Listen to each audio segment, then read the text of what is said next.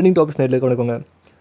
நேற்று வந்து பார்த்தீங்கன்னா நைட்டு வந்து பார்த்தீங்கன்னா ஒரு பொண்ணு வந்து லிஃப்ட் கேட்டு டெல்லியில் வந்து பார்த்தீங்கன்னா ஃபரிதாபாத்தில் வந்து பார்த்தீங்கன்னா 22 வயசு பொண்ணு வந்து லிஃப்ட் கேட்டு காரில் போயிருக்காங்க.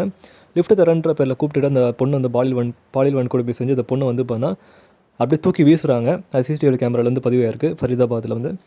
ஸோ இதை பார்க்கும்போது மீண்டும் நிர்பயா இது வந்து ஆசிஃபாலேருந்து பார்த்துருப்பீங்க. ஒரு குழந்தைய வந்து பார்த்தீங்கன்னா என்ன பண்ணாங்க தெரியும். ஸோ இந்த மாதிரி பெண்களுக்கு பாதுகாப்பு இல்லாத ஒரு முக்கியமான நாடாக வந்து பார்த்தீங்கன்னா இந்தியா வந்து டாப் மோஸ்ட் நம்பர் 1ல் இருக்குது. ஸோ பெண்களுக்கு பாதுகாப்பே இல்லாத ஒரு நாடாக இருக்குது. நீங்கள் ஜார்க்கண்டில் வந்து கப்புள்ஸாக வந்து வெளிநாட்டில் இருந்தவங்க கூட அந்த பெண்கள் கூட பாலியல் வன்கொடுமை செஞ்சு அனுப்பியிருக்கானுங்க.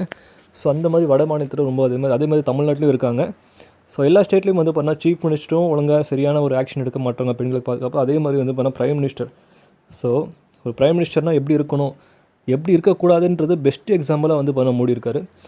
ஒரு டெவலப்மெண்ட்டும் அங்கே பண்ணுறது கிடையாது. ஃபுல்லாக ரிலீஜியஸ் பொலிட்டிக்ஸ் வச்சு இது பண்ணிவிட்டு ஏமாத்துறது, மக்களை வந்து பார்த்தீங்கன்னா மக்களை வந்து மன உளைச்சல் பண்ண வைக்கிறது, அவங்க மேலே வரி செலுத்த வைக்கிறது, அவங்களுக்கு ஒரு பிரச்சனைன்னு வந்தால் ஓடி போயிடுது வேறு கண்ட்ரிக்கு. டெல்லியிலே நடந்திருக்கு. ஓகே, ஸோ நம்ம தமிழ்நாடு கவர்மெண்ட் அது மோசமாக இருக்குன்னா அது அதை விட எக்ஸ்ட்ரீமிஸ்ட்டு மோசமாக தான். மோசத்துலேயே மோசம் நம்பர் 1 மோசமாக இருக்குது. ஸோ வெளிப்படையாக நம்ம சேனலில் பேசுவோம் எல்லாமே.